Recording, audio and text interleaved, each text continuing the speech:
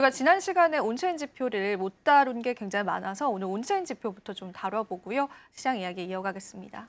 네, 오늘 온체인 지표 보면서 시장이 지금 어떤 국면에 있는지를 한번 이해를 해볼 텐데요.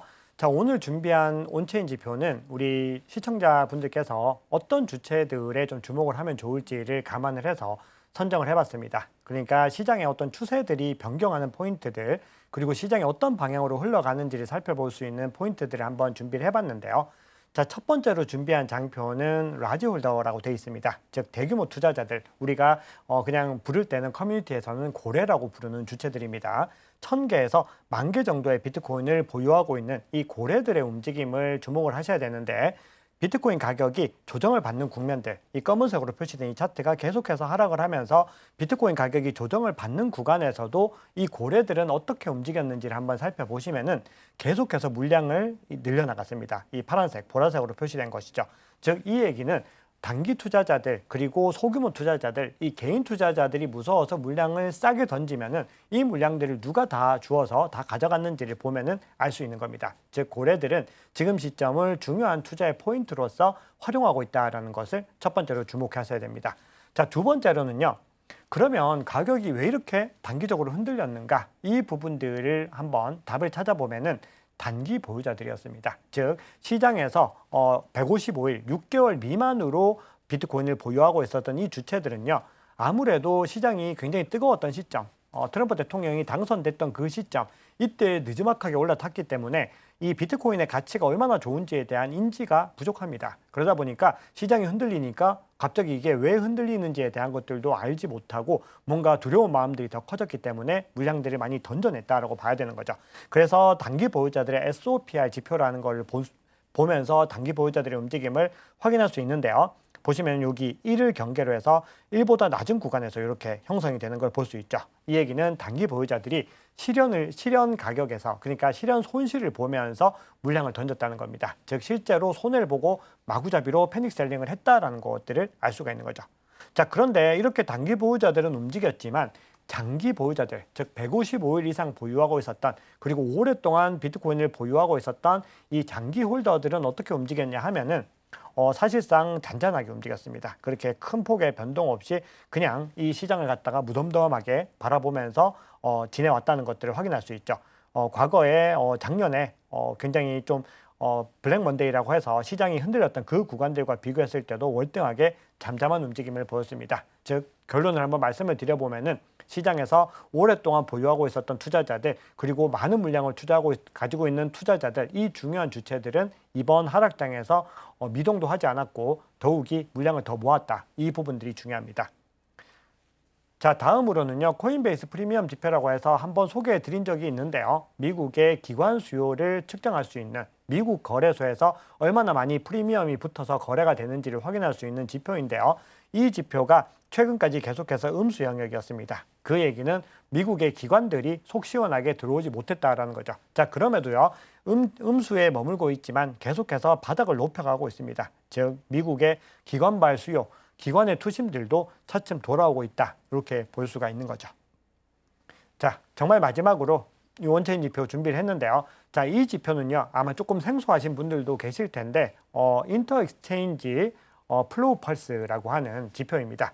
자, 이 거래소들 간의 플로우, 유동성이 어떻게 이동하는지를 측정하는 지표인데요. 원리는 아주 간단합니다. 자본이 파생상품 거래소로 이동하는지 현물 거래소로 이동하는지를 측정합니다. 그래서 시장에서 자본이 파생상품 거래소, 선물 시장이나 옵션 시장으로 많이 이동을 한다라고 했을 때는 시장이 굉장히 붐업이 되는 겁니다. 즉, 강세장이라는 거죠. 왜냐? 레버리지를 써가지고 사람들이 적극적으로 투자를 하기 때문에 그렇습니다. 반면에 현물 거래소로 많이 이동한다라고 했을 때는 소심하게 투자를 하는 겁니다. 리스크를 감수하지 않겠다는 거죠. 그런데 현재 시점 한번 보시면은 빨간색으로 표시가 되죠.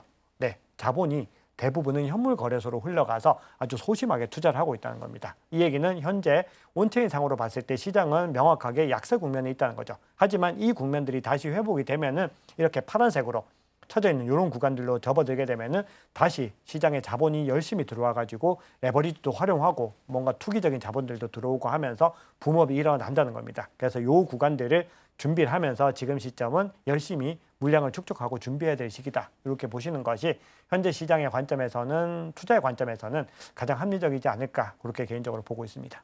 네. 사실 저는 이 파생상품 시장에 그만큼 돈이 많이 들어오게 되면은 오히려 현물 시장의 유동성을 뺏어가는 건 아닌가 그런 의문이 들었었는데 그와의 반대로 우리가 좀 대입을 해보는 게 좋겠네요, 작가님. 맞습니다.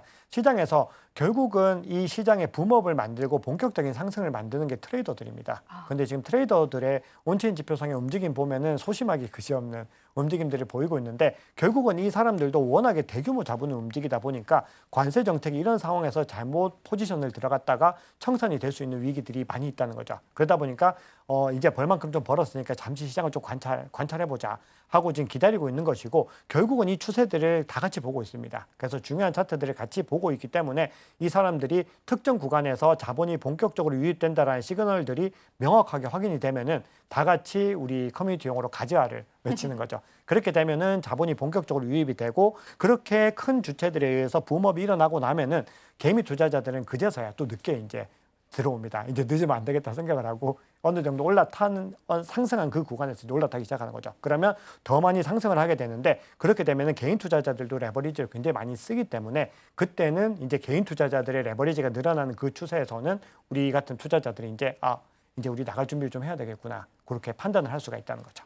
그러면은 사실은 이제 최근에 이제 온체인 지표 분석이 굉장히 많잖아요. 아무래도 시장이 좀 횡보장이다 보니까 이런 데이터 분석들이 조금 더 중요해진 것 같은데 이런 이야기가 있더라고요. 얼마 전에 비트와이즈 보고서가 나왔잖아요. 네. 그때 이제 기관 투자자들이 오히려 좀 물량을 늘리면서 기업 투자자들이 2,100만 개가 이제 전부 다 발행됐다고 했을 때 대략 한 3% 가량의 이미 이제 점유율을 가지고 있더라고요. 근데 이제 일각에서는 이렇게 이제 기업 투자자들이 투자를 하는 건 당장 시장의 변동성을 불러오는 건 아니기 때문에 오히려 횡보장이 좀 지속될 수 있다. 그런 의견도 있기는 했습니다. 그 의견은 혹시 어떻게 생각을 하세요? 저 그 의견을 갖다가 일정 부분 동의할 수밖에 없습니다.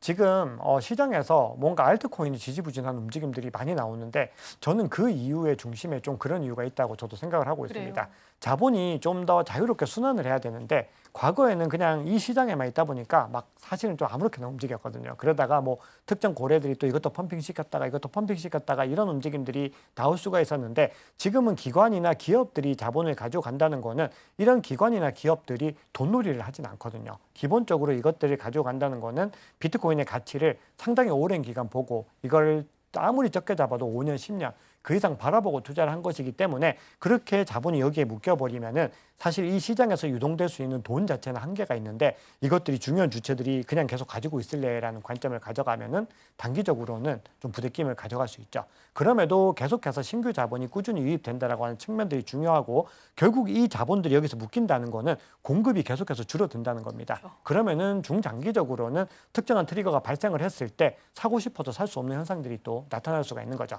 아직까지는 그 구간까지 가기에는 거리가 좀 있지만 결국 이런 중요한 플레이어들이 많이 매집한다는 거는 중장기적으로 그런 가치가 있다고 생각을 합니다. 즉 앞서 비트와이즈 보고서 말씀 주셨듯이 단기적으로는 약세 국면에 뭔가 기여를 할 수 있지만 중장기적으로는 결국은 굉장히 좋은 결과로 돌아올 수 있는 결과다. 그 생각을 하는 거죠.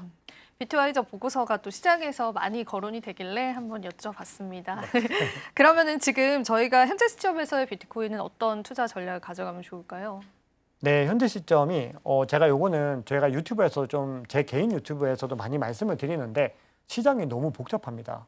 이 시장의 복잡성들을 우리가 다 해소해서 뭔가 다 예측해서 갈 수 있다는 거는 불가능하죠. 왜냐하면은 기관 투자자들한테 여쭤봐도 지금 시장 어떻게 예측할 수 있냐라고 똑같이 대답을 합니다. 알 수 없다. 이 관세 정책이 어떻게 가야 되는지는 트럼프의 속마음을 알 수 없고 중국과의 관계도 알 수 없다. 그렇기 때문에 일단은 관망이고 일단은 관찰하는 것이다라고 얘기를 하는데 결국 그러면은 개인 투자자들의 관점에서는 어떻게 해야 되느냐?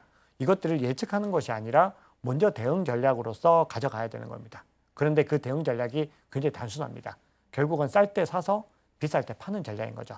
즉 지금 시점부터 다시 조정을 받으면은 물량을 꾸준히 모아 나가는 겁니다. 그러면은 결국 상승장으로 전환을 하게 됐을 때 이 수익률들이 바닥부터 잡은 것들이 고스란히 돌아오게 된다는 겁니다. 그렇기 때문에 내가 만약에 아직까지 대세 상승장이 끝나지 않았다. 이거 전제가 굉장히 중요한데 대세 상승장이 끝나지 않았다라는 믿음을 가지고 있고 여기에 대한 것들을 본인이 가지고 있는 각종 데이터와 지표에 의해서 확신할 수 있으면은 지금은 계속해서 물량을 모아 나가는 데 더 집중해야 되는 시기다라고 생각을 하는 거죠. 근데 만약에 그게 도저히 불안해서 안 되겠다라고 하면은 기다리셔야 되고요. 기다리셨다가 추세가 전환되는 걸 보고 그때 이제 들어가시는 거죠. 그러면은 수익률 자체는 바이더딥보다 좀 낮겠지만 그래도 추세가 전환되는 걸 확인을 했기 때문에 조금 더 마음은 편하게 투자할 수 있고 그리고 뭔가 더 단기 미실현 손실에 대한 어떤 리스크들을 줄일 수 있다 볼 수 있습니다.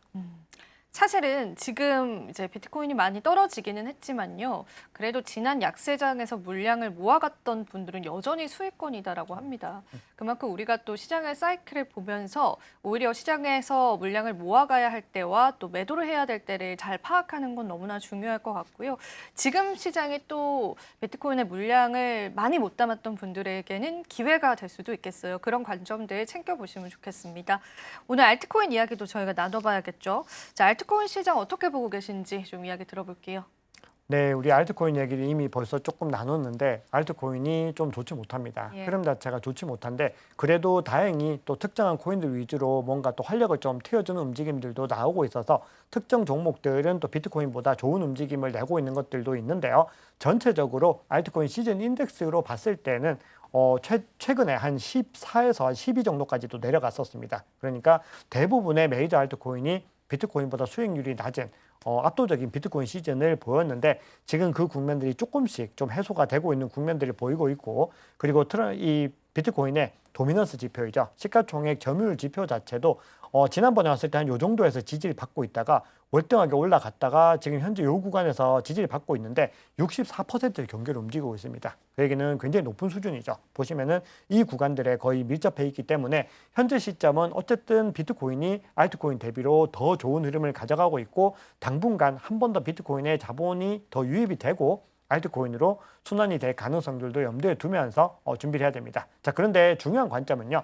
늘 강조드리는 것이 어떤 자산이든 저평가 구간에서 사야 됩니다. 즉 비트코인 시즌이고 알트코인 시즌 인덱스가 낮은 구간이 메이저 알트코인들을 매집하기에는 더 좋은 구간이다라는 부분들을 계속해서 기억을 하시면서 중요한 매집 포인트, 바이더딥 구간들을 잡아 나가셔야 됩니다.